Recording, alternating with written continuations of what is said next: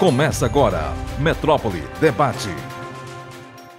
A TV Metrópole abre espaço para você, trabalhador, trabalhadora, a caminho da aposentadoria. Mais uma edição do Metrópole Debate para discutir e responder as perguntas na área previdenciária. Conosco o professor Paulo Bacelar. E vamos às primeiras perguntas que nos chegaram durante a semana. A pergunta vem do senhor José Aldair de Calcaia. Ele pergunta, professor Paulo Bacelar, que mesmo sendo aposentado por idade pelo INSS, ele tem direito à pensão da mulher dele que faleceu há 6 anos? Bom, se ela faleceu e era segurada da Previdência Social, quando faleceu, pagava, contribuía com a Previdência, era segurada, e ele é casado com ela, né? Tem uma certidão de casamento, ou estando em união estável, puder comprovar a união estável, ele pode sim requerer a pensão dele mesmo sendo agora e não perderá sua aposentadoria.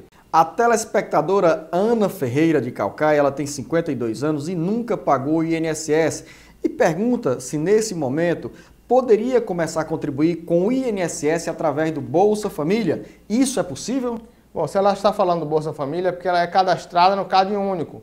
Se ela recebe Bolsa Família, é cadastrado no Cade Único. E quem é cadastrado no Cade Único e não estiver exercendo nenhuma atividade remunerada, é dona de casa, trabalha exclusivamente para casa, sem fim lucrativo, ela pode recolher pelo INSS num valor menor, de 5%, que dá R$ 33,10. Então ela vai se aposentar daqui a 15 anos pagando esse valor menor. Do conjunto Nova Metrópole em Calcaia, vem a pergunta da Simara. Ela diz que o pai já contribuiu 33 anos e 6 meses para a Previdência Social e pergunta se a diferença até completar os 35 anos pode ser feito de uma única vez. Não, não pode. Ele tem que pagar mês a mês daqui para frente. Dona Maria Pereira, também de Calcaia, ela tem uma amiga que era casada e se separou, mas não judicialmente. Pouco tempo depois se aposentou. Quando recebeu o primeiro cartão, veio com o nome de casada, mas o segundo, depois de 2 anos, veio como solteira. A amiga da telespectadora poderá ter algum problema por isso, sendo que os documentos continuam como se ela ainda fosse casada, professor Paulo Bacelar? Não, se ela é divorciada na certidão do divórcio está averbado que ela volta ao nome de solteiro, o nome dela tem que ser o de solteiro. Ela tem que tirar um novo RG, tirar um novo CPF, mudar todos os seus documentos para o nome de solteiro, inclusive ir no INSS e requerer a alteração do seu nome para o nome de solteiro, para não dar nenhum problema no futuro. Nesse caso, ela diz que separou não judicialmente.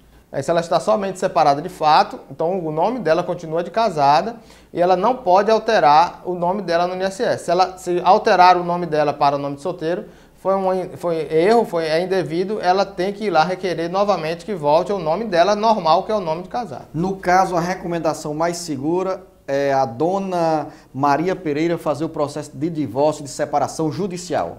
Porque enquanto ela está separada apenas de fato, ela fica a dúvida, né? Se ele vier a falecer, se eles ainda eram casados ou não, fica a dúvida, é melhor que separe.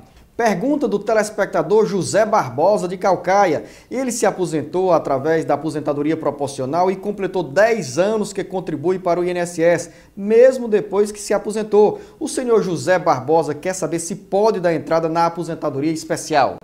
Não, aposentadoria, se já está aposentado, você não pode requerer uma nova aposentadoria.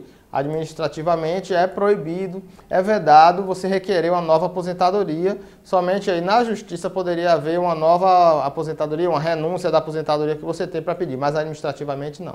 O telespectador Antônio Paulo de Calcaia faz uma pergunta em nome de uma amiga que solicitou o benefício junto ao INSS, mas o pedido foi negado 3 vezes. E ele quer saber como a amiga deve proceder, professor Paulo Bacelar, para receber esse benefício por meio do amparo social. Quais são as condições para receber o amparo social? O amparo social ao idoso ou ao deficiente precisa ter uma renda per capita familiar de até 1/4 do salário mínimo.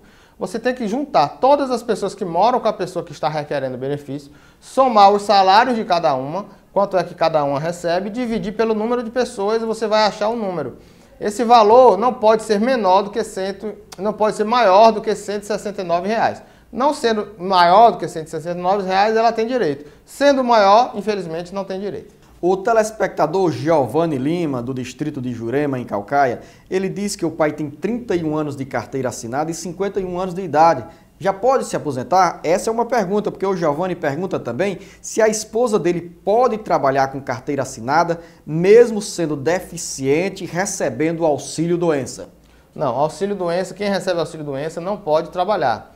E se ela fosse aposentada por invalidez, é muito menos ainda. Não poderia também voltar a trabalhar, senão perdia a aposentadoria. Né? E no caso do pai dele? No caso do pai dele, só vai se aposentar com 35 anos de contribuição. Ele ainda não tem os 35, né? Ele tem 31 anos de carteira assinada. Ou então, se ele tiver os 65 anos de idade, aí ele já teria direito à aposentadoria dele por idade. Então, porque ele teria que ter 65 anos de idade com 15 anos de contribuição. Então você ainda tem que contribuir mais um pouco para poder se aposentar aos 35 anos, que é o mais perto. Ou seja, Giovanni, seu pai, que é jovem como nós, bem mais jovem, tem 55 anos de idade, precisa esperar os 65 anos de idade, mas está mais perto de completar o tempo de contribuição, que é de 35 anos, então, mais 4 anos de contribuição. Ele se aposentaria com 59 anos de idade, mais perto. Francisco Abílio de Caucaia, ele recebe o auxílio-doença e atualmente está afastado pelo INSS. E pergunta se os peritos são pagos para aprovar ou desaprovar laudos. Os peritos são funcionários do INSS. Olha, graças a Deus que nós temos peritos médicos do INSS, do quadro de funcionários do INSS, que analisam a realidade da situação, se a pessoa tem ou não capacidade para continuar trabalhando. Porque quando antigamente era terceirizado, se discutia muito a questão do médico perito ser terceirizado, né? Porque ele ganhava por perícia. Então, se ele poderia conceder perícias, prorrogando perícias, porque ele ia ganhar na próxima perícia. Já o médico do INSS, não. Ele não tem esse compromisso de ganhar por número de perícias. Então, ele vai fazer o que está na realidade.